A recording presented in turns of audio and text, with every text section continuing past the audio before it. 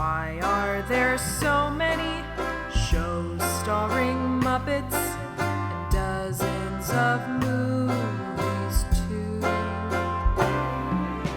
They said they'd watch everyone and they mean it. It's something that they've got to do. So now they've pledged you a lifelong commitment. The Muppets, Matthew and Sam.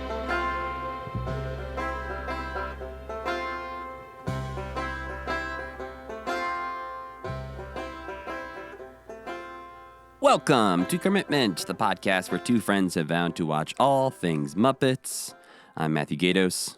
And I'm Sam Schultz. And this week we are discussing the 1981 special, The Muppets Go to the Movies. Some exciting things happened this past little weekend, Sam. One, it was your birthday. It was my birthday. But two, it was also Jim Henson's birthday. Oh, yes. All right. And to celebrate that, there was a Sam and Friends book event in New York because the Sam and Friends book also came out this past weekend. I got my copy. I've started reading it. It's very good, very interesting. If you're a Muppet fan and you want to know more about that early era of Jim Henson. Does it have pictures in it? It does have pictures in it. Few. A lot more words than pictures, though, Sam. That's okay. Just a few pictures will get me through. All right. Some books have no pictures. That's true. A lot of books have no pictures. But yeah, we'll eventually do an episode about that book and about revisiting Sam and Friends a little bit. But, it's Cool. like a 600-page book. And it's going to take time for me and Sam to get through that one. We're sad we couldn't be at that event. Yeah, that's what the main thing I wanted to talk about opening up is the regret I have. It's Matt's pissed corner right now. I'm not pissed. I'm not sour. It's honestly, it's just that full regret mode where I'm like, oh man, we should have gone. Yeah. I just saw, a lot of cool people posting their tweets and Instagrams and stuff from the event. Specifically, Michael Gomez, who is Starman's Art on Twitter and Instagram, posted a bunch of cool images where he got to hang out with Heather Henson and they recreated the glowworm sketch together I saw that. in Central Amazing. Park. Yeah. The one cool thing that I got our little claim to fame in this is that Michael very nicely wore his commitment pin to the event. And so there's pictures of him with both Heather Henson and, excitingly, Bob McGrath from Sesame Street, where you see a little commitment monster in the middle of the picture. And the thing about those pins are, because of a magic spell, we can see through the eyes of all of them. So it's just like we were there. Yeah. We saw Bob's torso. Yeah. But yeah, it seemed like a really fun time. There's a lot of people there that, we interact with quite a bit, just being in this little Muppet fan world that we're a part of. And it's one of those things, like the next time they do something like that, I think I'm going to have to go. We'll make plans to go. It's just, for Hard anyone to get to New York. Yeah, for anyone who's never flown into Missoula, Montana, we have like 3 planes a day that come in and out of here, and it costs like $900. And it would take us 14 hours to get to New York. Yeah. And Sam proposed the idea very late last week. What if Road trip. What if we road tripped? And I looked up the time, and it literally would take 36 hours to drive from here to New York nonstop. And this was, I think you had suggested this about 2 days before the event. So we would had to have left that very moment. And did not sleep or stop for gas. There's two even. of us. We could take turns. That's true. Well, Stop for gas. Well, we could show up a little late to the event. Well, obviously that didn't happen, but hopefully we can make it out to one of those in the future, or, one of the things they do at the Henson lot from time to time, like the Puppet Up performances, or go to Disney World. Well, nobody else is there. We wouldn't be meeting up with anybody. When they tear down Muppet Vision, I am going to Disney World. You're going to go stand in front of the bulldozer? I'm going to chain myself to the front of the theater.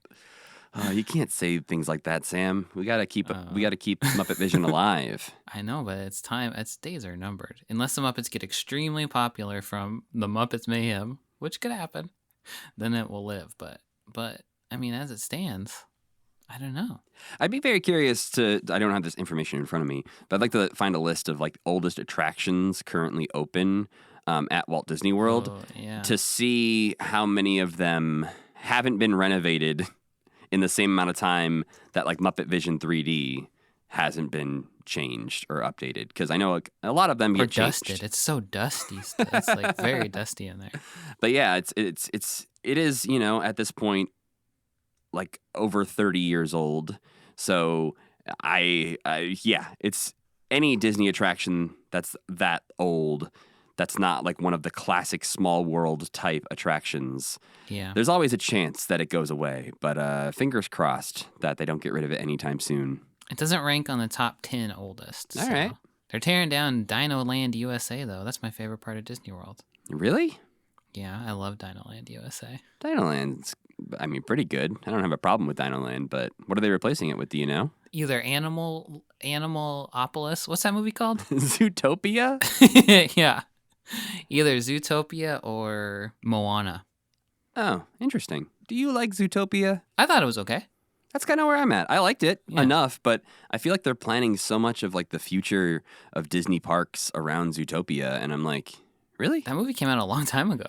Yeah, and I think they're making a new TV show based on it for Disney Plus, but at the same time, I'm like, I don't know. This feels like maybe another Avatar situation where you're tying yourself to the wrong thing for a whole section of your theme park. I think that's accurate. Zootopia to me felt like a PlayStation 2 game, you know? Like Sly Cooper, remember that game? Yeah. It felt like it could just it would be a really fun Grand Theft Auto, but you're an animal, you know? Mm-hmm. Well, again, I like that movie. I think it does some really clever things in the way it... It's a Breaking Bad reference, like very prominent at the end. So it's going to age weirdly, I feel like.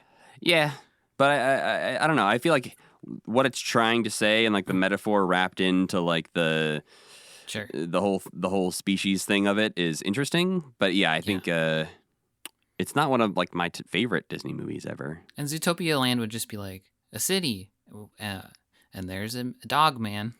You know what this is, though, Sam? I think as we're talking, I think it's just us revealing our age a little bit more, because I bet you kids fucking love Zootopia. The kids who love Zootopia are like 15 now, and they don't like anything anymore. I wonder if, though, it's like Cars, where like Cars was the movie that like a lot of like, people in their 20s were like, this is my least favorite Pixar movie, and then all of a sudden they made Cars Land at Disney California Adventure, and people were like, why would they do that?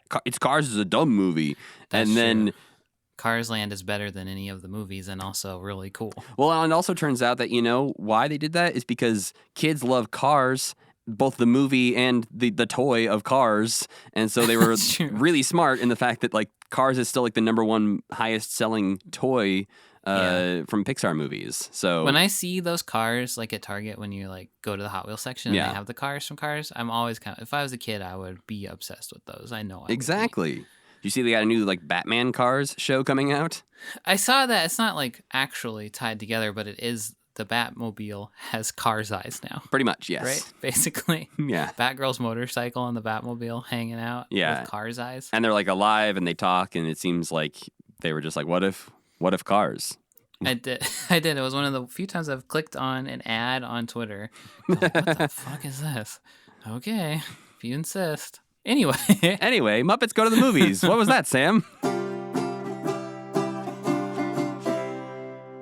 On May 20th, 1981, the Muppets TV special, The Muppets Go to the Movies, aired on ABC. Primarily made as a promotion for the soon-to-be-released Great Muppet Caper, Go to the Movies finds the Muppets putting on a special edition of The Muppet Show, celebrating all things cinema.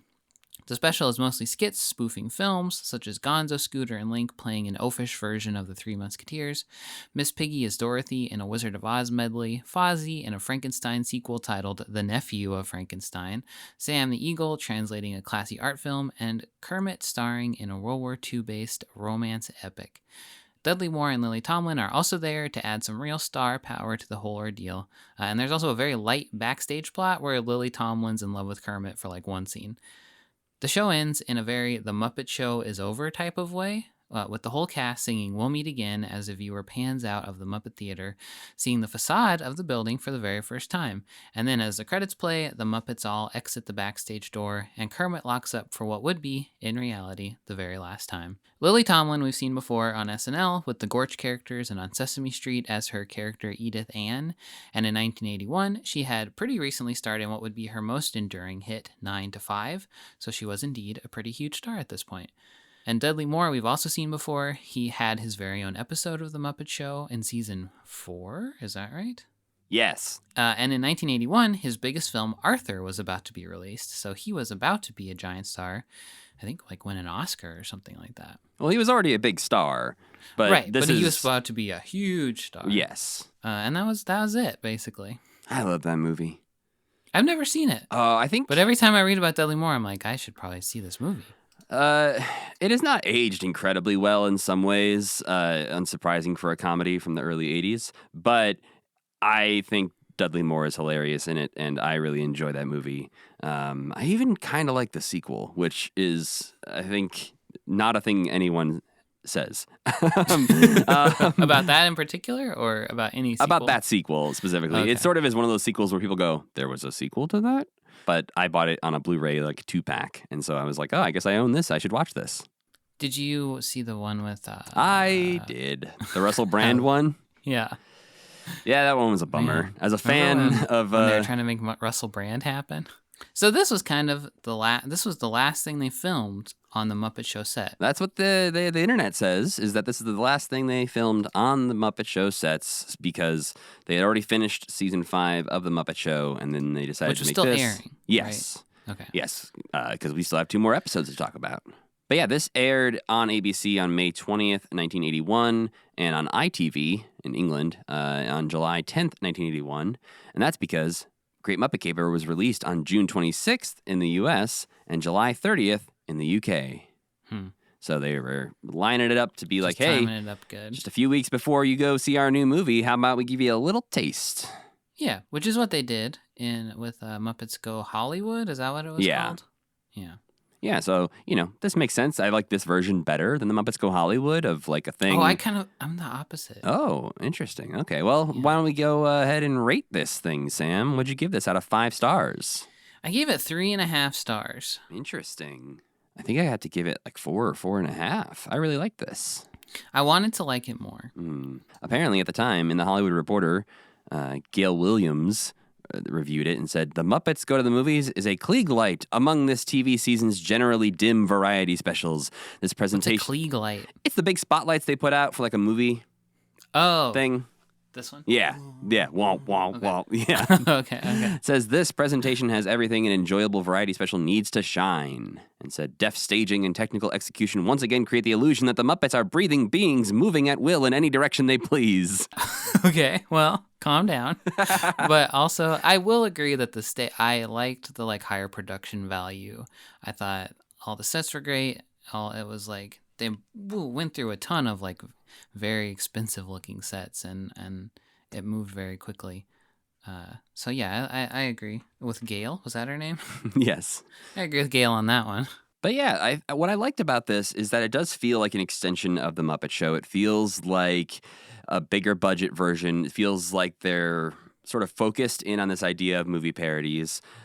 And you get it to be a little bit of a promotional tool for the upcoming movie, but not too over the top. Like, they're not constantly saying, don't forget the Great Muppet Caper's coming out soon. That's kind of where I disagree with you. I thought the Muppets Go Hollywood, it was fun that they were doing something a little different and it felt special.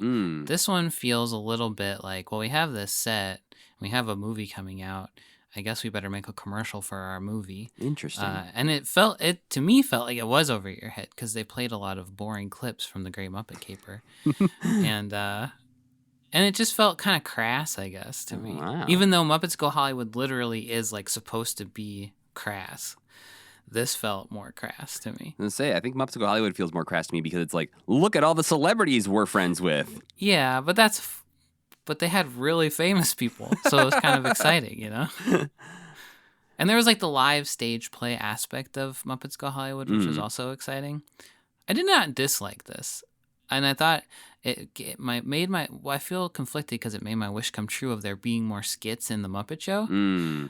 But I think the monster movie one where Dudley Moore is speaking fake Japanese just was so bad that kind of put me in a sour mood for the rest of it. That is definitely the thing that keeps it from being a 4.5 or 5 star for me, is that one is so...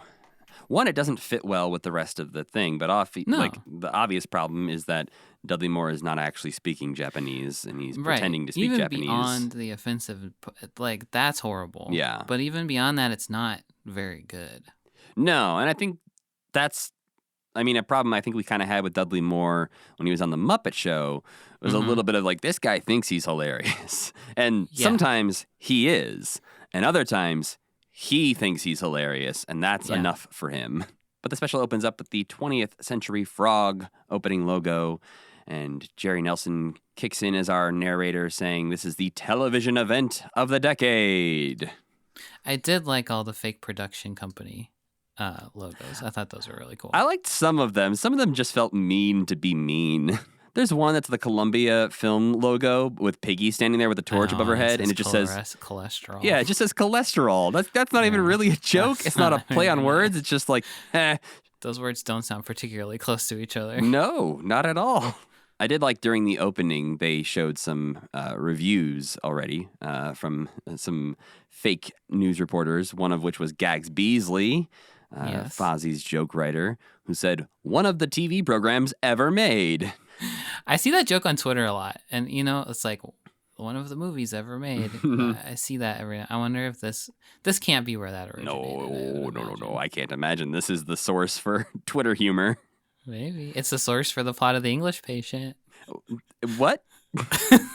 I'll tell you when we get to the part. All right. But then there is a review that says, even better than that, from Gummo Beasley, which is the first of a surprising amount of Gummo jokes. Lots of Gummo jokes. Gummo was one of the Marx brothers, right? I don't think so. Yeah, he was. Was there a Gummo Marx? Was he a later? Show your whole ass. He feels like one of the lesser Marx brothers then, if there was a Gummo Marx. Oh, he was their agent. He was one of the Marx brothers, but he wasn't necessarily an on-camera Marx brother. Well, how do you expect me to remember a not on-camera Marx brother? You haven't read the Marx Brothers Wikipedia page? I thought you were going to say book, but no, neither of those. I don't read books. I read Wikipedia pages. But no, I did not know Gummo Marx existed. But the Gummo thing comes up a surprising amount of times, even in the credits of this. It says it is written by Jerry Jewell, Chris Langham, and Gummo. They thought it was real funny. They were cracking up in the writer's room. And apparently Gummo is just Jim Henson, is what I found, is that Jim Henson was actually the third writer on this. So for some reason, Gummo is what he decided to call himself. Yeah. But this starts off with a very large stone carving of the Muppets go to the movies, because Fozzie apparently is not very good with spelling. And so he carved this rock, I guess. Yeah, that's the strange implication of this. Is that he, I guess, is a mason of some sort.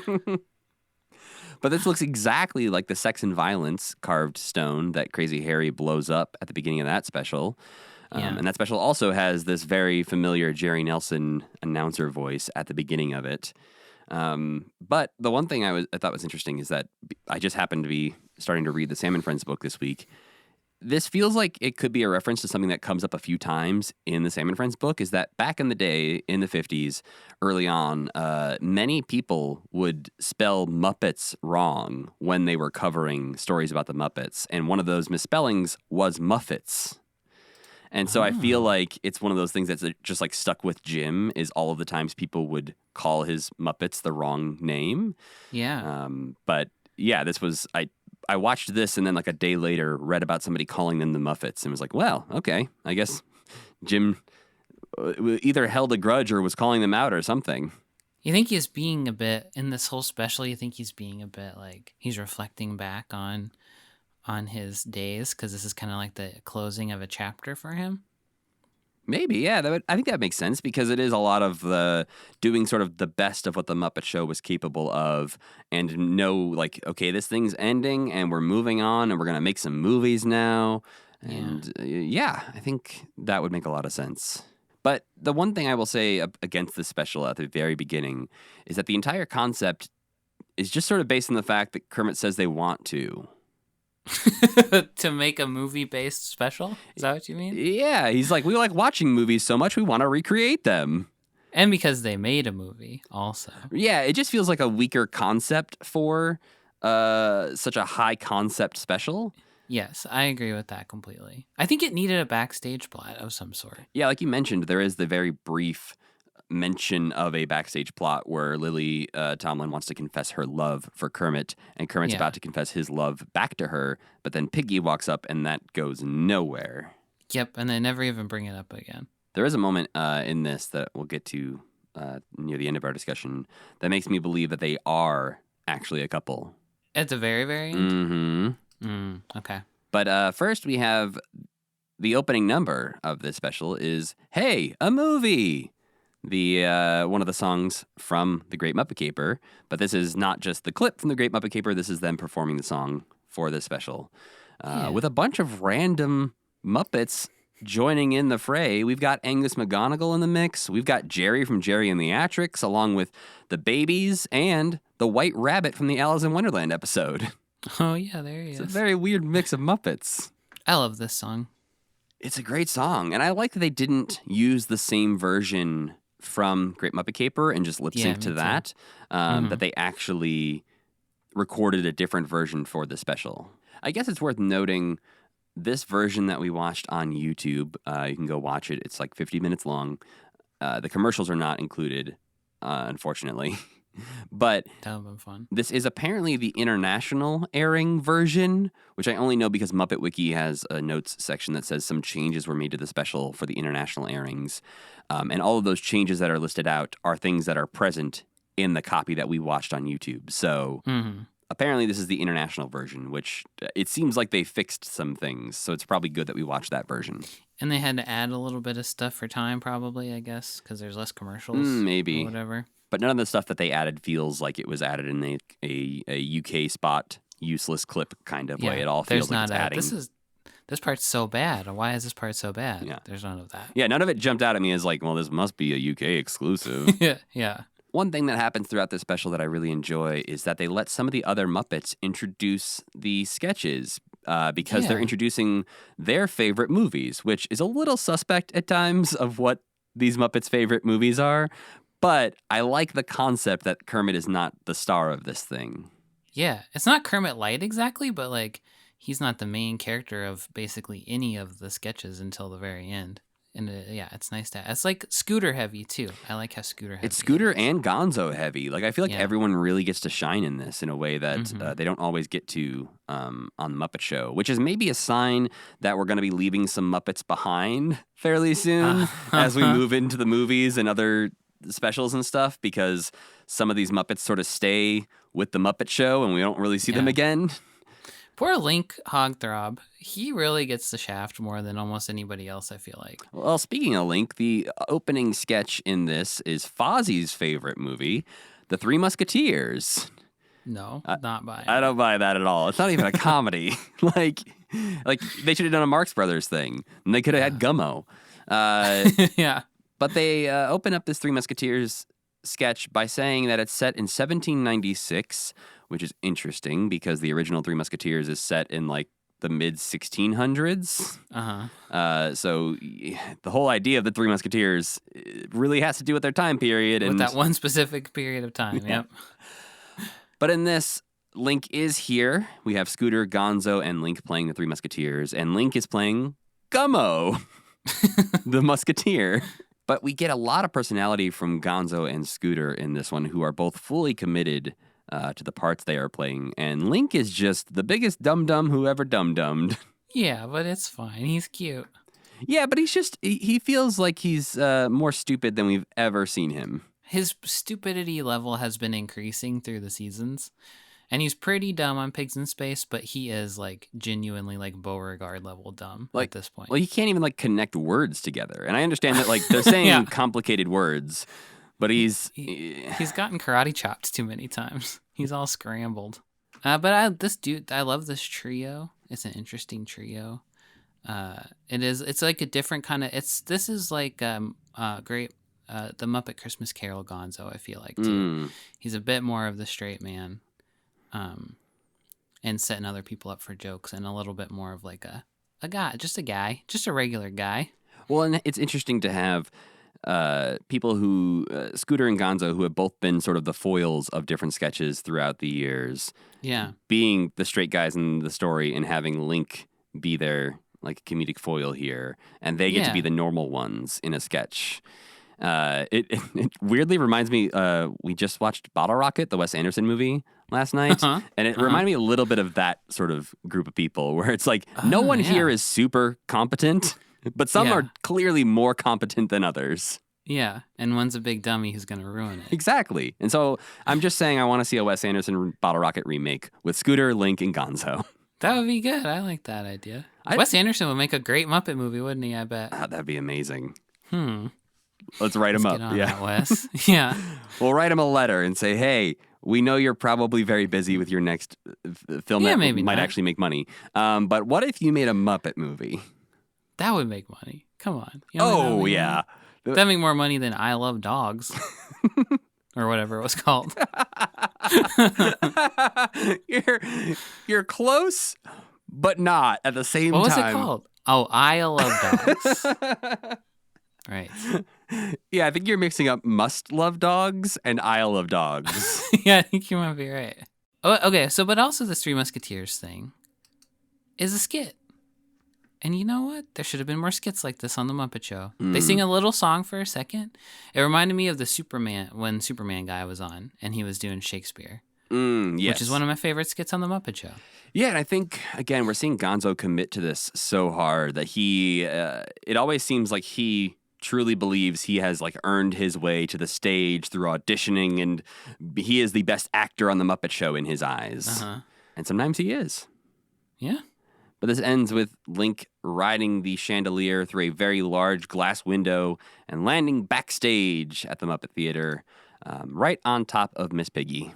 That's where they're showing their bigger budget for this special, I feel like. Well, and then Miss Piggy karate chops him back onto the stage, and he lands right on top of Kermit, who was getting ready to introduce the next segment.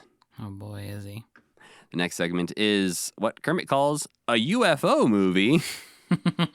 As if that's the way people talk about science fiction. Yeah. But we don't see a single UFO in this sketch. It's a Godzilla movie. A little bit, yeah. It's Invasion of the Unpleasant Things from Outer Space. And we start off poorly with Dudley Moore speaking mock Japanese as a colonel in the U.S. Air Force. So I guess he's at an Air Force base in Japan, communicating with someone about the giant rats from outer space who have landed. But then he's talking to Lily Tomlin's character in Japanese too, though.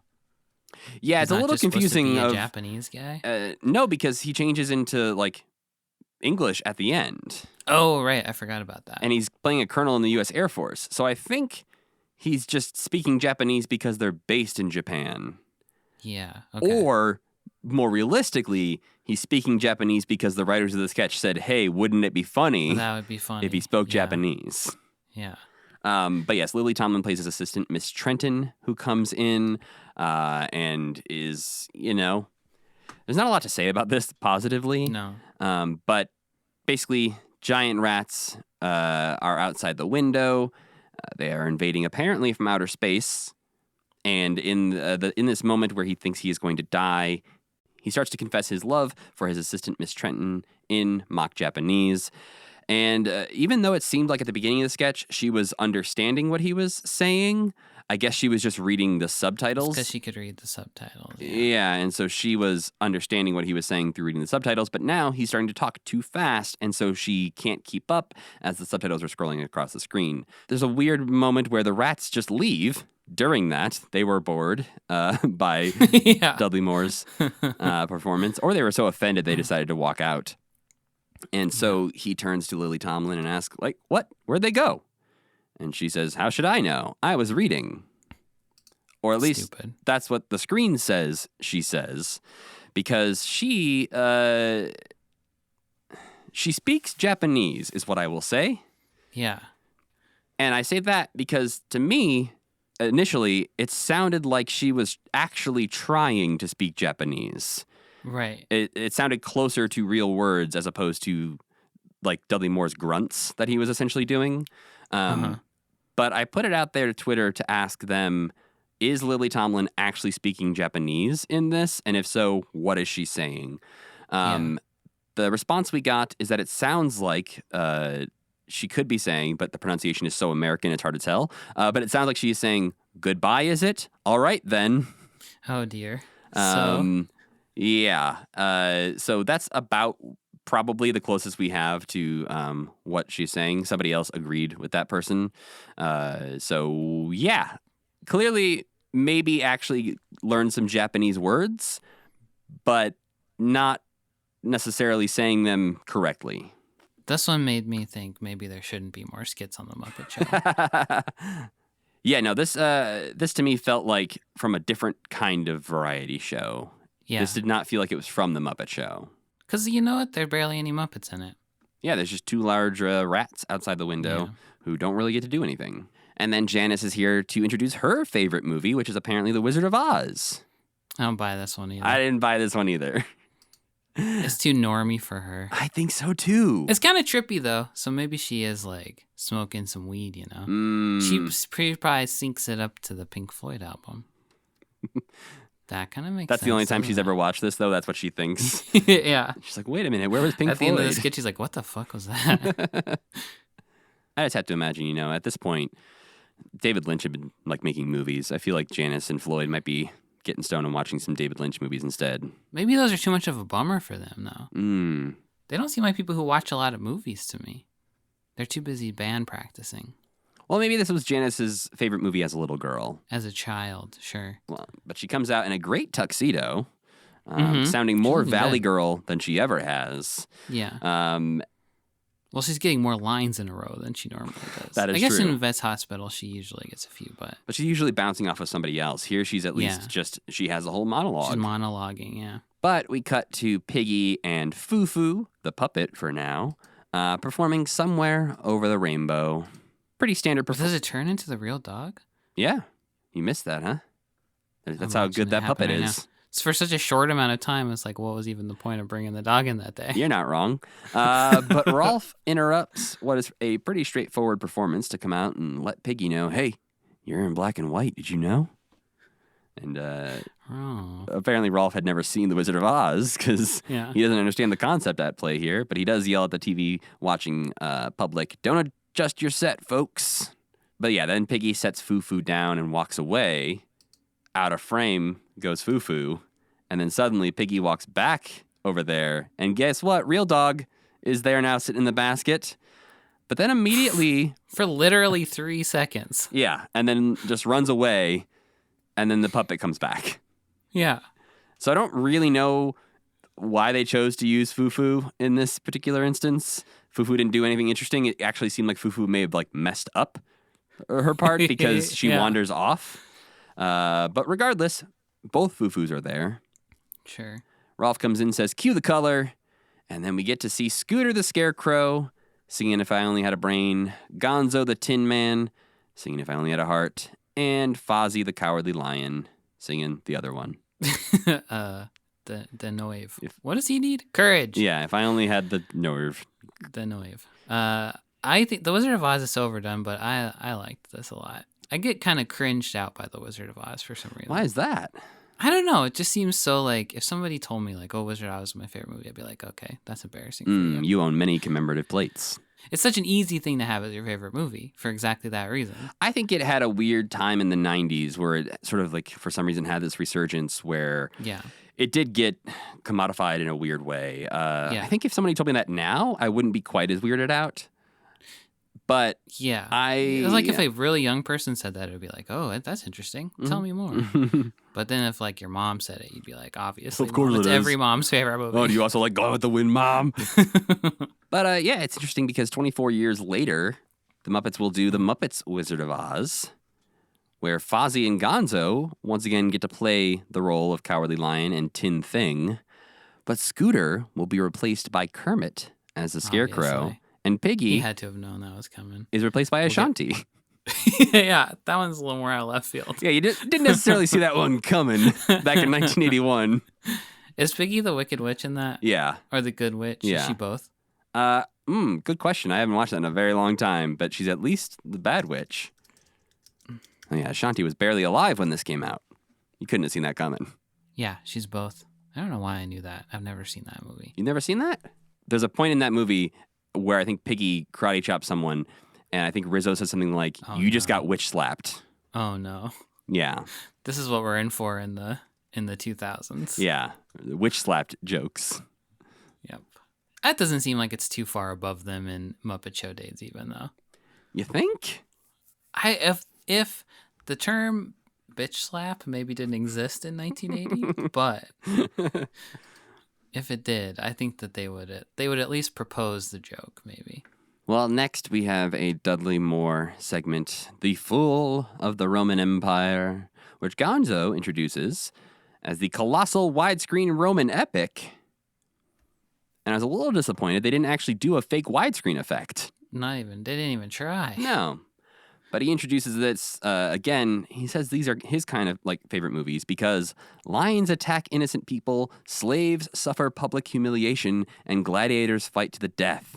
Yeah, that kind of tracks, I suppose. He would like David Lynch movies. Oh, yeah. Yeah, he would like Buckethead. What's it called? Eraserhead. Eraserhead. He'd like Eraserhead. He'd like to see the mashed potato goop or whatever and the little baby puking. He'd think that was funny. Now I just want David Lynch to... I either want Gonzo to interview David Lynch or David Lynch to interview Gonzo. And those two to just be friends. I want David Lynch to interview Gonzo because I want him to shout questions right in Gonzo's face. They're both two very old men. So that would probably actually be pretty fun. They're exactly the same age. Wow. Yeah, they're just Maybe they know it. 6 months apart. Huh. But we also have a cute little, clearly they wanted to reuse that cowardly lion, Fozzie. We have a cute little moment where Fozzie jumps in as the MGM lion. This is Metro Golden Bear. Okay. Yeah. They also kind of do it twice. It's a weird little thing where why does he come back? I don't get he that. comes back to apologize, it seems like. But sorry. we had moved on, Fozzie. We're fine. Yeah. Yeah. And yeah, this is basically just Dudley Moore playing Caesar, tripping on his toga, making some lend me your ears jokes. Playing piano, kind of cool. Yeah. I liked him playing piano, but overall, this was just whatever. Kind of long, wasn't it? It was a little long. He claims that he's the greatest leader because he provides his own background music. Yeah. And that's when they wheel in the piano, and he starts playing piano during a chariot race that I actually wish we got to see more of because the camera just focuses on Dudley Moore the entire time while the chariot race happens near him. Yeah. But Gonzo is in the chariot race having chickens pull him around. New Zealand is in the chariot race having a shark pull him around. And then Beauregard is in the chariot race in a trash can being pulled by rats.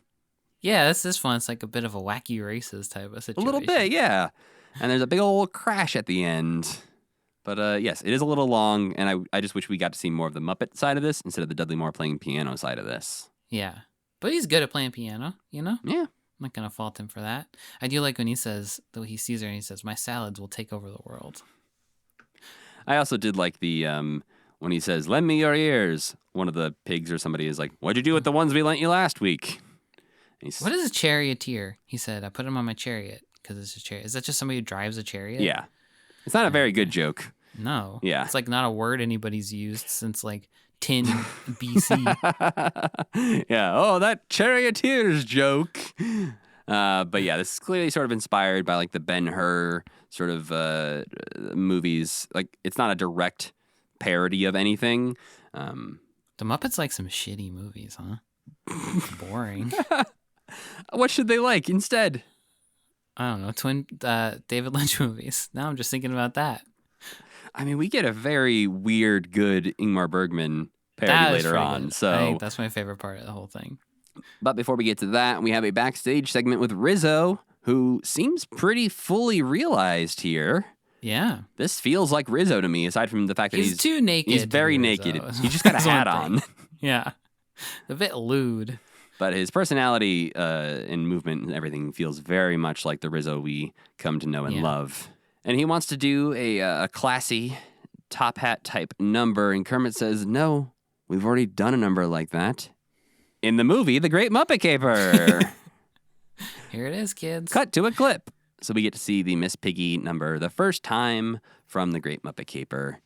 But they ain't showing the swimming scenes. They're saving that. Oh, yeah. For you got to buy a ticket to see Miss Piggy swimming around. Yeah. Miss Piggy in a swimsuit, that costs money. Yeah. But yeah, then we watch the clip from the movie, which obviously we'll talk more about these scenes and the movie itself on Halloween, I believe, is when our Great Muppet Caper episode comes out. Ooh. Very spooky. But then after the clip finishes, Kermit is off to the side of the stage, staring out at the audience, but it seems like he's watching. Oh, yeah. It does seem like he's watching the clip, doesn't it? Yeah, so I don't know. It seems like they're showing these. I think there's a big screen out there. Yeah. That's what they keep referring to. Yeah. It seems like they've converted the Muppet Theater into a movie theater for tonight and are showing this on the big screen. Yeah. But I guess he's just watching for the audience reaction. It's kind of unclear because he's staring lovingly as if he's looking at Miss Piggy in the clip. Right. But he's staring at the audience. So he's just like, hey, Lothar, what's up? Looking real purple, huh? And this is the moment when Lily Tomlin comes up and says, hey, I like you. I love you for some reason. But Piggy interrupts, and Kermit is forced to improvise, and his best improvisation is to send Lily out there to introduce the horror movie tribute. Gotta tell you, it would be tough for me to have to choose between Miss Piggy and Lily Tomlin. That does feel like It's a hard choice. Yeah, that is. I'd have to really think about that one. I'd have to go outside and sing a song about it, probably. They're fighting over you, Sam. Can you even imagine? Well, Miss Piggy will live forever. So there's that. There is a perk. But Lily Tomlin's a human. So there's that. Do you fall in love with the immortal Miss Piggy, who always is followed around by a 50-year-old man, or Lily Tomlin? No, I forgot about that part. Well, I'll tell you next week. All right. Stay tuned. Think about it.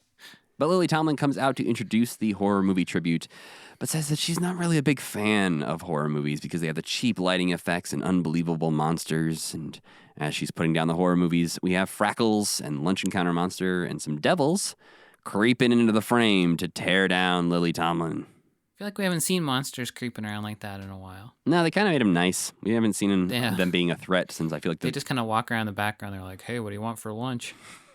I feel like the last time we saw them being threatening was back in like the Julie Andrews episode or something. Where like the Alice Cooper days. Yeah. We don't get enough nasty monsters on the Muppet Show anymore. Mm-mm. Yeah, I kind of miss that, like when like Frackles almost were like a subspecies that were kind of up to no good, creeping around. Well, and you'd also get people like the Mutations and Timmy Monster and all the other big old monsters creeping around. They'll get their edges sanded off eventually. Even Sweetums is just a nice guy now. Before the horror movie tribute, we get an odd choice of movie studio parody. We get J. Arthur Rank being parodied as J. Arthur Link. Yeah, I had no idea what this was. J. Arthur Rank made a bunch of like really artsy, classy British films. Was not a horror movie producer. So it's an odd connective tissue happening here. Yeah, I didn't think it was Universal. Did they do a Universal one? I don't think they did. And Universal made the old horror movies, right. So that would have made a lot more sense. Maybe they just couldn't think of a good pun for Universal. A good pun. I'm trying to think of one right now, and I'm having trouble. It would have to be better than the Cholesterol Columbia one, so... I was going to say, it could be on par with that one. I don't think it would be too hard. But Dr. Strange Pork is here, playing Dr. Frankenstein, Fozzie's uncle in this sketch. And Fozzie's excited to see that he has a roommate, who is Mulch, as the monster on the table. And in order to animate this monster on his table, he has to put Fozzie in an electric chair to do the world's first joke transplant. But then Fozzie essentially just gets electrocuted as he starts telling a joke. And there's some very good puppetry in this moment where Fozzie is really selling the fact that he's being electrocuted. Uh-huh. It seems like it might take like 2 or 3 people to really pull off this effect and how like stiff he goes as he's being electrocuted, but it looks great. This made me sad that the Uncle Deadly creepy show never happened. I want a creepy Muppet show. It also would have made a lot more sense for Uncle Deadly to play the uncle and nephew of Frankenstein. I didn't think about that. I'd like that it was Strange Pork because he doesn't get to do anything. Deadly's going to be a star later, and Strange Pork is just gone. He's dead. Yeah, he passed away. Horrible mistake in the lab. But yeah, it makes more sense for Strangeborg to be here because he has been such a running star of the Muppet Show at this point. Yeah. But you have the word uncle there. You need creepy. You got creepy and Uncle Deadly. One of the biggest missed opportunities of the whole Muppet Show, I think, was Uncle Deadly. They could have really made him something. But what would he have done in the movies? I don't know, in the movies. I think he's too weird for things like Muppets Take Manhattan and the Great Muppet Caper. Oh, yeah. But I think in the show, they could have had more skits where he was playing a heel, like the Muppet melodrama. Yeah. I think he could have popped up more. He's got a personality that nobody else has in the show, you know? Yeah, I'm glad he has found his niche now and is one of the weirdly most beloved Muppets these days. Yeah. Maybe someday Strangeborg will find his niche. There was some sort of Disney Plus around D23 time. They tweeted out this promo video that was just like, Disney's great. And it was a bunch of people from a bunch of different shows like saying something about like Disney Plus, blah, blah, blah. And the only Muppet thing in there was Uncle Deadly. Well, okay. He was the only Muppet featured in this little compilation of Disney stars. People love that guy. I know, but it's very strange. Yeah. His rise to fame was on a show that got canceled after one season. But it was so good in it. Yeah. That people just. You do think you'd want to go with Kermit, maybe, though, huh? Yeah, the recognizable one. Yeah. I don't know. Who's this blue fella? I don't know. And then we get Sam the Eagle coming out to introduce an Ingmar Bergman film, which, again, makes sense for Sam the Eagle's fake classiness that he's got going on. A movie he's never seen before, probably. Absolutely. He's never seen Seventh Seal, but he says it's probably his favorite movie. I think it's kind of interesting that lately when we've seen Sam, he hasn't been pushing American stuff. He's been really into British people lately, and he's been anything really classy is more his thing as opposed to like patriotic. Opera. Yeah. But these days, all we know about Sam the Eagle is his patriotism. Yeah. So I'll be curious to see when that shift starts to happen in the world of the Muppets 10 years from now. Maybe it was Muppet Vision 3D. I don't know. Huh. We'll find out someday, Sam. Floyd comes out to let Sam know that they did not, they don't have Ingmar Bergman to show. They have his brother Gummo Bergman's film, Silent Strawberries. And this is sort of a parody just of Ingmar Bergman's style more than anything, but most heavily is leaning on Seventh Seal here, where there's a man talking to the angel of death who shows up to take him. And Sam is forced to translate this film because obviously it's not in English. Ingmar Bergman is a Swedish filmmaker. And so who comes out? It's the Swedish chef. Real classy. And the Angel of Death? It's Beaker. In maybe his best costume he's ever had. And it's really cute.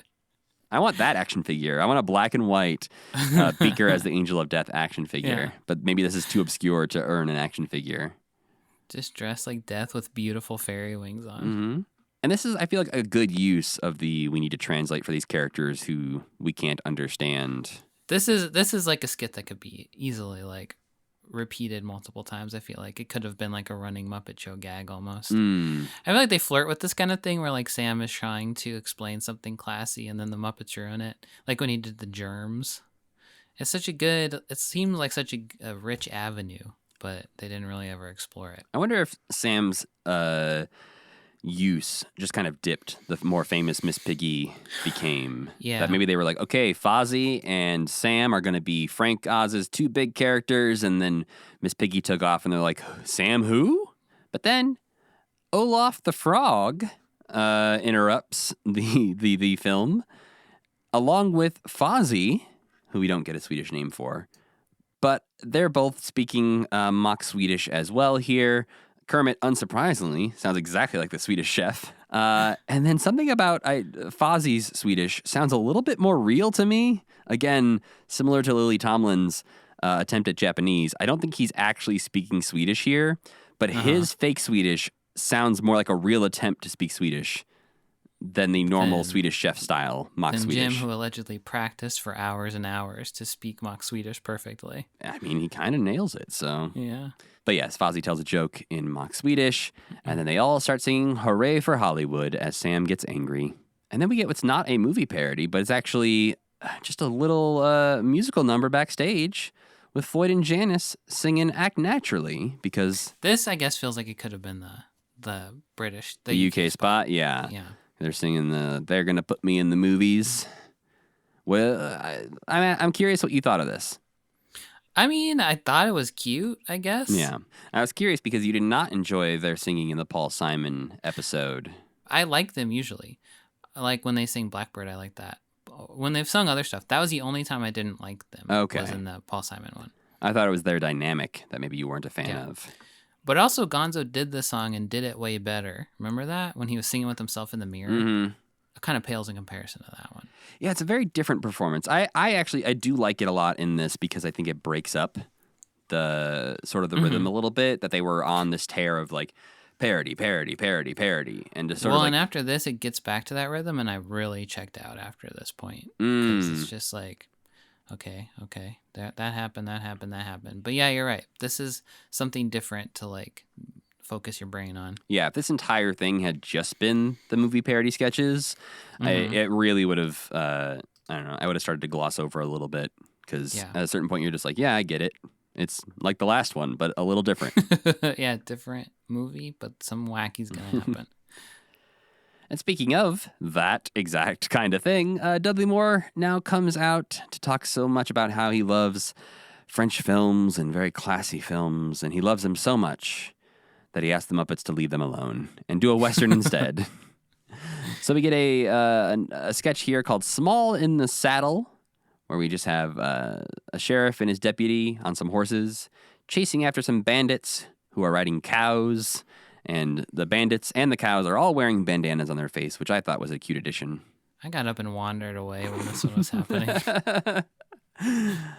But then eventually, all that happens pretty much is that the bandits catch up to the sheriffs. So it's playing with the format of like, we're just running in How place. the Earth works. Well, I thought it was just playing on like the cartoon backdrop of like we're just running in front of this repeated background. But yes, could be the Earth. That's how fast they ran. They caught up to them.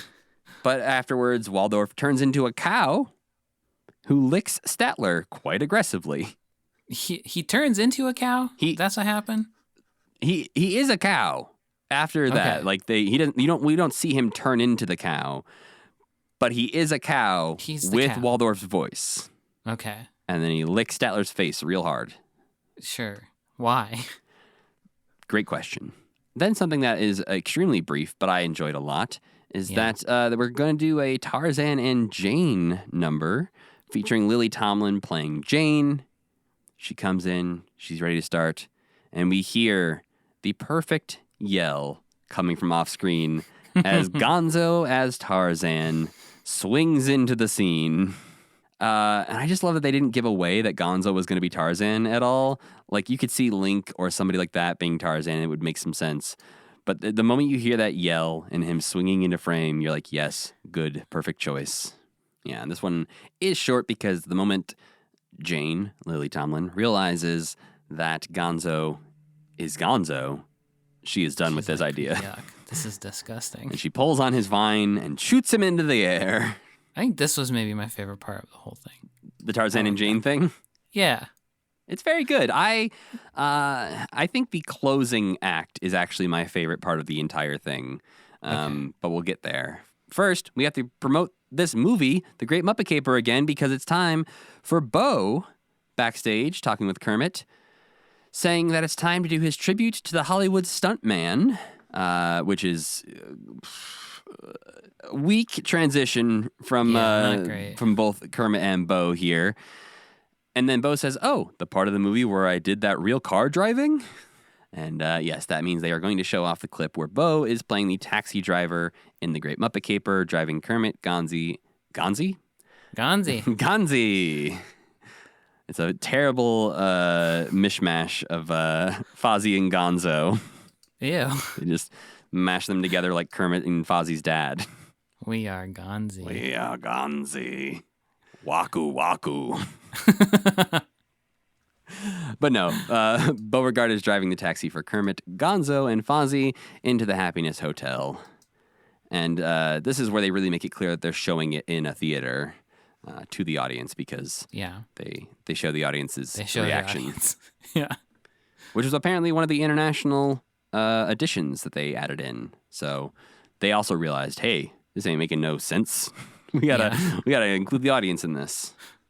And then Kermit comes out to introduce another pretty straightforward number. It's Miss Piggy performing Marilyn Monroe's Heat Wave. This part's so boring. It's not really Marilyn Monroe's Heat Wave, by the way, but she did perform it in a movie called There's No Business Like Show Business in 1954. And it's pretty much exactly the same here as it is in that movie. There's really no joke here. I guess they're penguins, and that's what's funny. Yeah, heat wave, penguins, and at the end, they freeze the set, and Miss Piggy gets cold. But that's about it. Yeah, it's just kind of like Frank Oz wanted to sing a song, maybe. There are moments where Frank Oz truly, amazes me with his singing ability when he can sing as Miss Piggy in some of the ways he does. Yeah, it is interesting in that way, but it is also just kind of a song. Mm-hmm. But it does lead to a nice moment backstage where Kermit genuinely compliments Piggy on the job she did, which is nice. Yeah. But this leads into, it feels like we just promoted the Great Muppet Caper, because we did. This leads into another Great Muppet Caper clip where Piggy says she wants to show Kermit's number from Great Muppet Caper, and he wants to keep it until it's in the theater so that people can watch it in the movie, but Piggy insists. And so we get to see Kermit's little Fred Astaire tribute from the Great Muppet Caper. But not the part where he puts his pants on. They're saving that for the movie as well. You want to see a puppet put their pants on? Can't show that on television. After this, Statler has the silliest little joke for Waldorf. He turned into a prop comedian. He asked Waldorf if he ever had showed him his tap dance routine. And Waldorf says no, and he has a little water tap, like a faucet. And he's just like, doop, doop, doop, doop, doop, doop. This is kind of a tough one because you got to really look at the thing that he has in his hand. Yeah, I imagine watching this on a small TV back in 1981, you would have been like, what is happening? What? It's pretty good, though. Yeah, I do like that he would have obviously had to have brought this tap with him. I hope somebody tap dances tonight. I'm glad Waldorf, turned back into a human before this. They didn't have to even explain why he was a cow, I guess. It's just apparently a power he has. It's going on his Muppet Wiki. Abilities. Can turn into a cow. And now it's time for the last segment of the Muppets Go to the Movies. It's time for a war movie, which is apparently New Zealand's favorite kind of movie. There's so many other characters they could have picked who that would have made more sense for. Crazy Harry.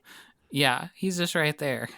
It is kind of funny to think of New Zealand watching the carnage of Saving Private Ryan and being like, wow. I love D-Day. Or he's just sitting in the theater crying very respectfully. My dad went to war. Yeah. I threw him away. He did not come back. Oh, no, Matt. But this is set in 1943. Kermit is in the army at a USO club, and we get a lovely bit of, narration from Kermit in this. This feels like maybe one of the things that they had in mind when they thought of this special. They put a lot of effort into this part. Yeah, it's longer than a lot of the other ones. It's got the biggest through line, an actual storyline built into it. And I almost wish that maybe we would have gotten more of these throughout, as opposed to some of the shorter Gone with the Wind style ones. Yeah. If you could cut Gone with the Wind and Small in the Saddle, and maybe the Casablanca thing, and fit in another longer form one. I think you could have made the scary one longer. You could have made the Nephew Frankenstein longer. You could have made the silent the Sam translating is good. That could stay. But yeah, there's a handful of them. Maybe the Wizard of Oz medley could have been a little bit longer.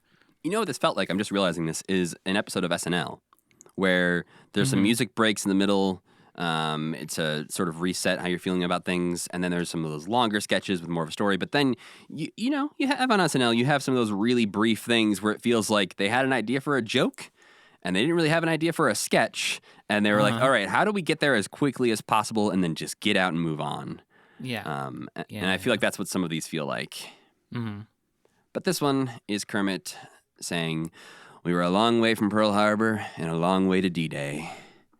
And he's at the USO Club where Piggy is a waitress, and you might think, hey, Kermit's going to fall in love with Miss Piggy the waitress, but no. Kermit has an old love that he left at home that he was intending to marry, and that is Francine, played by Lily Tomlin. We then cut to Kermit flying a plane, so apparently he was a fighter pilot in the war. But then his plane needs some repairs, and so he meets a mechanic, also played by Lily Tomlin.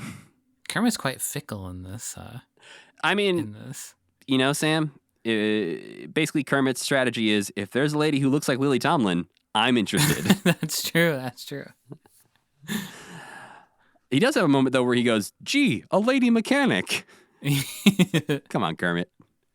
It was the 40s. I guess, yeah, if they're 80s. trying to be like, what would a guy in the 40s say? Yeah. But she says... I do like this lady mechanic, though.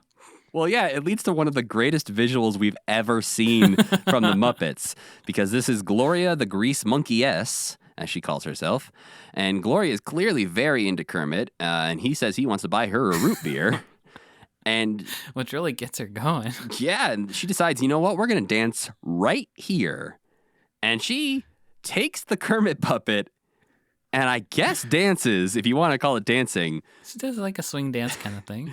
Well, like the people were doing in the 90s where they were like really throwing each other around. And she's just taking that puppet and flailing it over her shoulders, over her head, repeatedly in a way where I thought for sure there's no way that puppet was good after this. You don't think it was a special one built just for that? They just went to the store and bought one of the stuffed animals and was like, here, Yeah. you can throw this around. You can't do the real Kermit that way. She swings him right under her crotch and right over her shoulders. He's thrown around so much that I was a little worried for him. But they do fall in love a little bit, at least briefly. And they have sex. I mean, maybe. They definitely have sex. I picture it like that scene in Pearl Harbor. You know, that movie that everyone totally saw? There's like a sex scene in that where I think they like do it in a garage or something like that. And there's like these sheets billowing around the garage and their bed that they're in. That's where they got the idea for that scene. This does have a little bit of the Pearl Harbor movie plot line, but also I think you could recut. It does feel like it feels like a takeoff of movies that haven't even been invented yet. Well, I also feel like you could recut this into Captain America. Oh, yeah. Ooh, a strong Kermit. Buff Kermit stepping out of the Vitaray machine. You just get that Kermit from the Calvin Klein ads where he's got the abs or the perfume commercial, whatever it was, where he's got muscles. But yeah, just the idea of him like, you know, flying the plane and crashing the plane and all the USO stuff. I was like, you could make a Captain America trailer out of this. But even though Gloria says to Kermit that his eyes remind her of ping pong balls floating in green motor oil, Kermit will never see Gloria again because he crashes his plane and makes it sound like he's going to die because he's like, my next mission was the one I never came back from. Yeah, it's a lie. He did. He's telling us the story. And he wakes up in a hospital bed next to what is clearly a nun, Lily Tomlin. And he has forgotten everything about his life. He doesn't know who he is. And so she helps nurse him back by reminding him that, hey, look. Hey. This is the English patient. Ah, okay. I've never seen The English Patient, so I didn't know that there was any sort of connection It's a there. hurt soldier guy who doesn't remember who he is. And then a nurse helps him remember who he is. So you think The English Patient ripped off? Yeah, it was written in 1993. So whoever wrote it saw this, stewed on it for a few years, wrote a fan fiction, just like Twilight, about the extended version of this story, and then sent it to the publisher, and they said, you got to change the name Kermit the Frog, please. But everything else is great.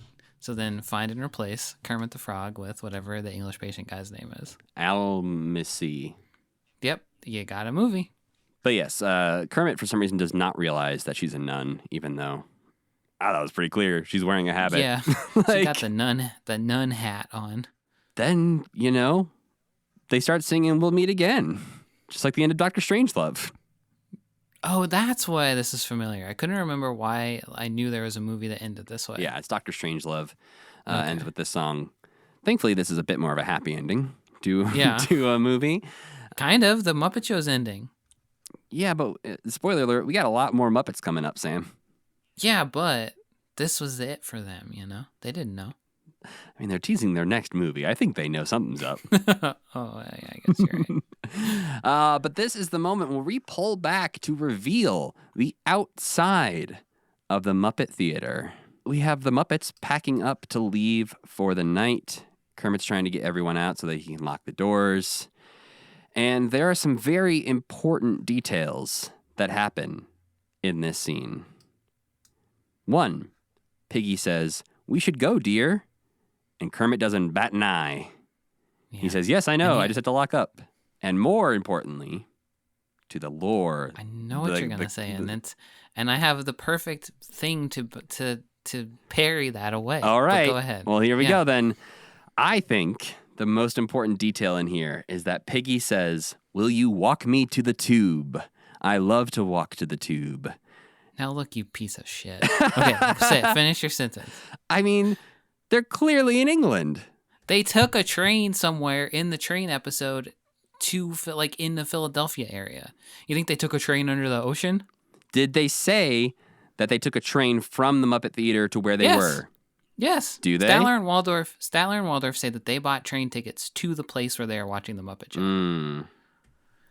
I don't know. I think Miss Piggy just likes to say tube to be continent, to be international, but she doesn't actually know what it means. And Kermit's just like, okay, it's the subway, but whatever. I don't know. But I think the real answer is nobody knows. Who could tell? Yeah, I think the real answer is they've never actually wanted to define it. It is like Springfield and The Simpsons. They don't want you to know. No one they ever encounter has a British accent. Like the workmen they hire don't have British accents. The reporters who talk to them don't have British accents. So the only British thing they've ever mentioned is the tube. But it's so, I don't know. To me, this is one of those moments where I'm not saying this for sure, but I'm like, in watching this ending feels like the real Muppets. They're not putting on a show at this moment. This is the real Muppets heading home after they just put on a show. So you don't think the train station one is the real Muppets? I don't think.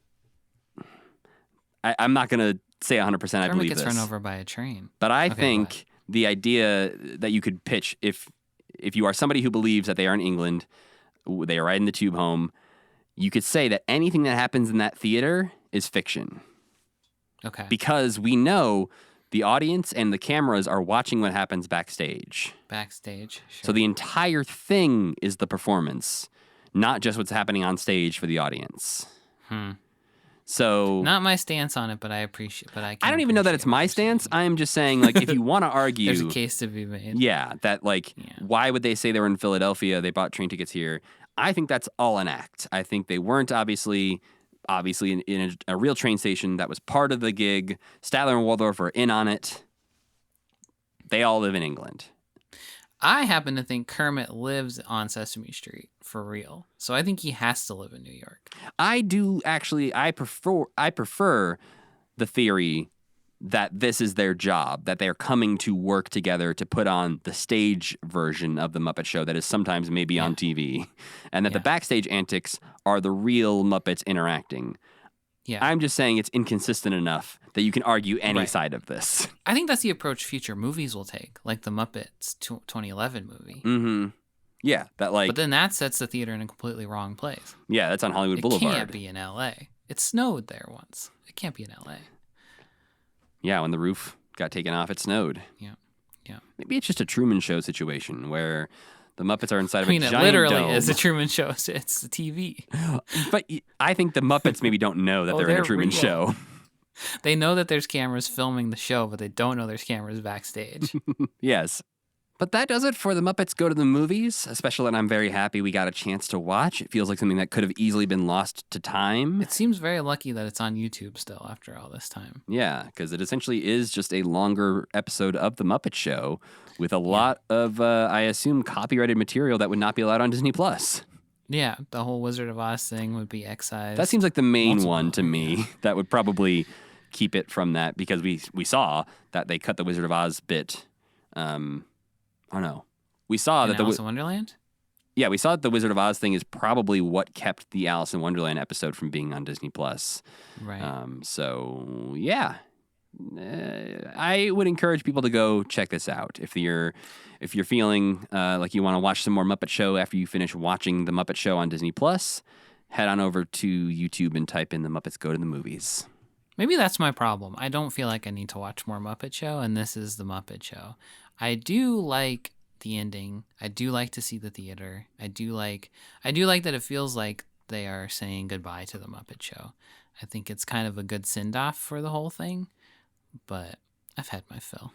I'm ready for the next thing. Yeah, maybe if this was something that came out in like 1984 and it was a few years after the Muppet Show wrapped up and they were like, let's go back and do a tribute to that thing. Yeah. It would feel... Ooh, the Muppets are back. Yeah. Yeah. But instead, it aired right in between some Muppet Show episodes, so no one was missing the Muppet Show yet. But now, it's time for our Muppet of the Week. This week's Muppet of the Week, probably another pretty brief one, much like Gaffer last time. This week's Muppet of the Week is Sopwith the Camel. Wow. Sopwith at least has a page in the Muppet Character Encyclopedia. Who didn't? Gaffer. What the fuck? Which, I mean, Sopwith has so few, appearances compared to Gaffer. I wouldn't even consider Sopwith to be necessarily the same camel every time you see it. We have heard Sopwith called Loretta at least once. Yeah. So, much like Gaffer, actually, Sopwith the camel throughout the years has had changing pronouns. Sometimes she is Loretta. Other times they talk about Sopwith as if he is a guy.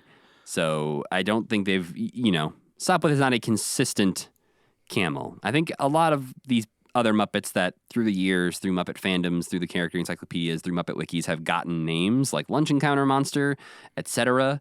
I think back in the day, there was not a lot of thought put into that monster is the same monster we saw eating a lunch encounter. That's just one of our monsters that we're going to use when we need a monster. Right. And so I think this camel is sort of the same thing. Hey, we need a camel. Cool, we have a camel. We built this big, expensive camel puppet. We got to use it a bunch of times. Yeah, and so Sopwith didn't have enough personality to stay Sopwith forever. But Sopwith is a Bactrian camel because they have two humps. Yeah. And Sopwith was built by Carolee Wilcox. Apparently took 2 weeks to build Sopwith, which I think doesn't sound like a lot to, if you're comparing it to other Muppets, but also I think is a lot. It doesn't sound like a lot of time. If you asked me to build Sopwith the camel, it would take me a year to even get anywhere close to building something like a Sopwith, and it would look like shit. Yeah, exactly. I would be like, okay, get back to me in 2024, and we'll see where I am. Yeah, but I think these are the days when they were asked to build things on a couple days' notice. Right. Hey, we need a weird hypnotist salamander this week. Somebody make that. Okay. So Carolee Wilcox had apparently a couple weeks to put Sopwith together, which I guess when you're dealing with a giant puppet that two men have to walk around in, you want to give that a little bit more time. Sure. But yeah, the costume was performed by two dancers standing up in the costume. Their legs were obviously the camel's legs, as we talked about at length when Sopwith was featured on The Muppet Show, because those were just some shapely human legs. Yeah. And the front dancer used his arms to control the head. We also noted before that Sopwith is named after a British World War I biplane, fighter aircraft. Same one that Snoopy flies on the Charlie Brown specials. But the character encyclopedia reveals that Sopwith is actually afraid of flying and prefers romantic strolls in the moonlight. Sopwith debuted in season 3 of The Muppet Show, Dancing with Helen Reddy. And, I mean, maybe the reason Sopwith wasn't a breakout star is because they had a scene deleted in the Muppet movie where Statler and Waldorf were going to be riding on Sopwith's humps. Oh, that's cute. I'm looking at the picture right now. I suppose they probably walk by when they're all sad in the desert or something. I guess so. Yeah, I haven't really found much information on what that was supposed to be, but could have been Sopwith's big break. But since 2015, the Sopwith puppet is on display at the Center for Puppetry Arts in Atlanta as a part of their Worlds of Puppetry exhibit. So you can go, to be fair, it's just Sopwith's head. The whole body isn't on exhibit.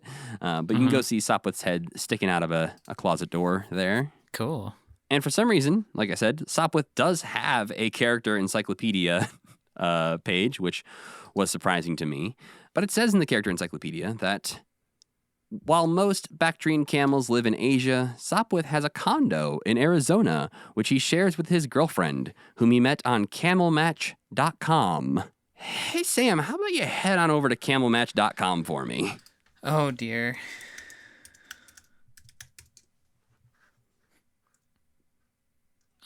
Matt, it's us.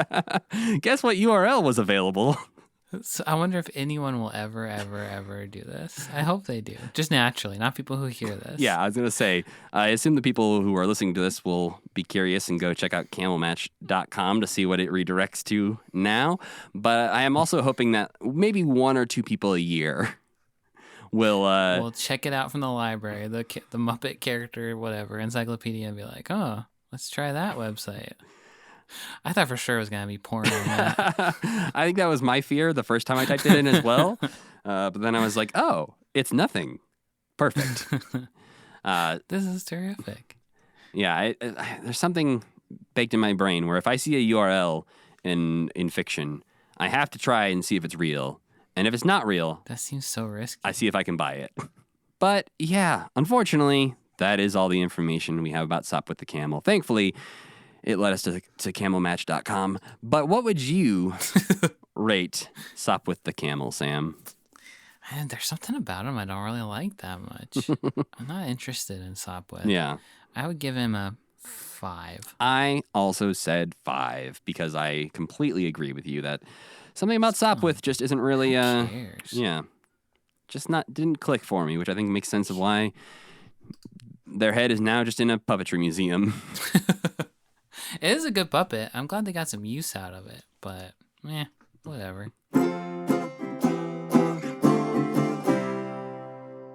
So, Sam, did you have time to enjoy any non-Muppet things this week? I haven't watched too much this week. I've been playing so much Splatoon 3. Did I talk about this already? I love Splatoon. But I also found this new thing that I'm completely obsessed with. What's that? So I have this Halloween music playlist. Maybe I can share it or something. It's like 10 hours of Halloween music. And I start listening to it, in August.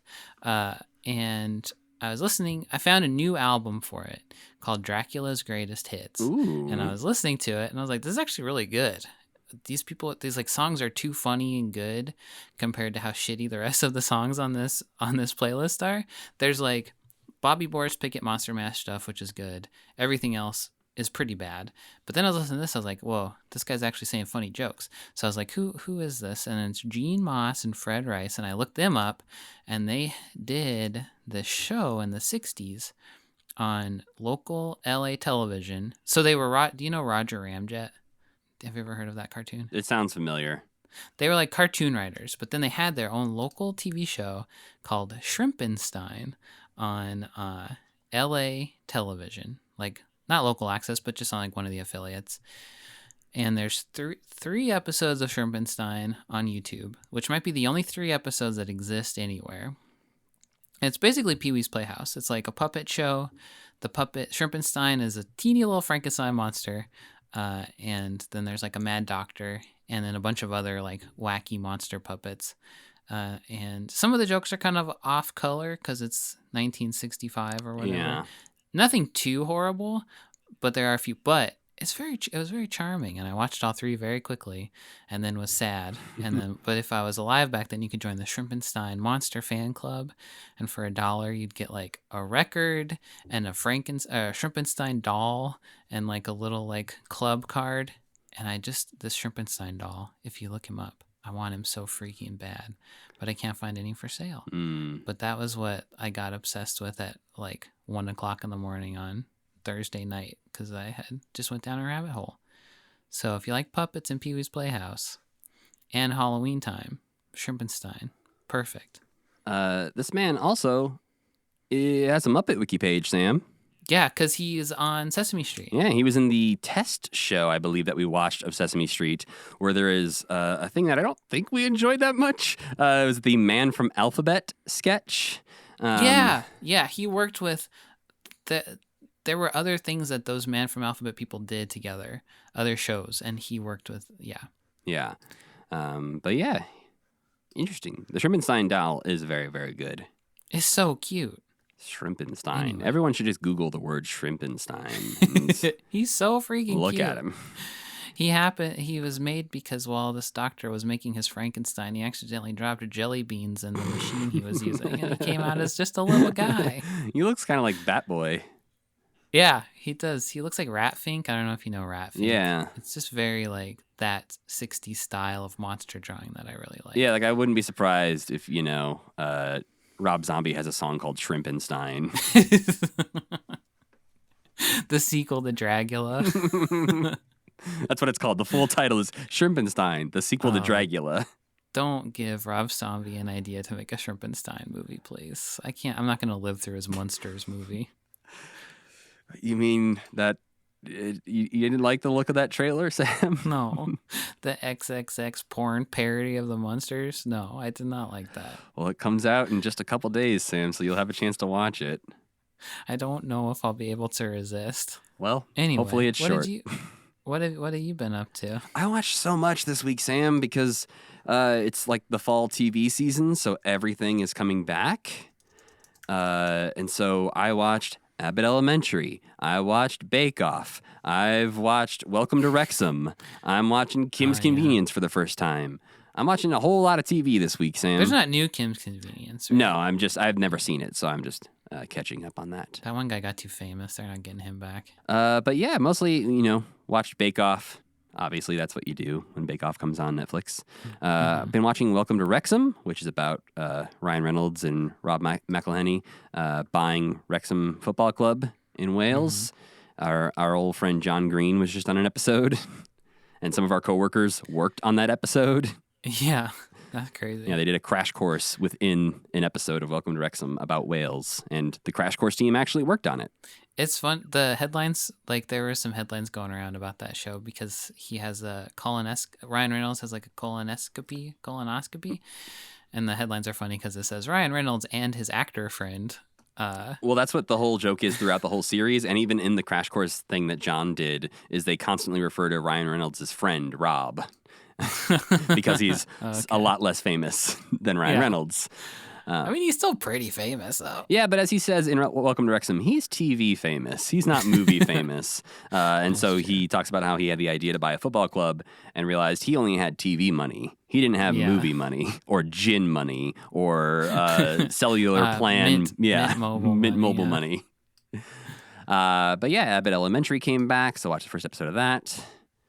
I actually haven't, surprisingly, it might surprise people, I have not yet watched the first episodes of Andor. Oh, I watched that too. It was so good. See, I haven't watched it yet. I haven't found, I was ready to fight with you about it. I forgot. I am prepared to like it based on what I have heard. But there was something about the first 3 episodes all getting dropped at once where my wife and I were like, I guess we need to sit and watch all 3 of these in a row? You do. They're not long. They're not an hour long each, I don't think. They didn't feel an hour long. I wasn't sitting there for 3 hours watching it, I don't think. My biggest complaint with it is that there's a character named Tim. Otherwise, it's perfect. I mean, the main guy in Star Wars is Luke. I know. That's a very normal man. It's Tim with 2 M's, though. Well, yeah, you have to Star Wars it up. That's my one of the weirdest things about Star Wars is that there's only one person with a normal human name. Han is almost a normal name. Is there anyone else named Han in the world? There's people named Hans. Well, you're right. So close. And Ben. There's a Ben. That's a fake name, though. Yeah. His real name's Obi-Wan. Just most of the, I mean, Leia's not that, not that abnormal or anything, but I just feel like it's so funny that there's you have one guy who's like, yeah, this guy's Luke. Everyone else we have to think up Star Wars-y names. This guy's Luke. I think there's some pod racers who have normal names. Odie Mandrell. Yeah, like him.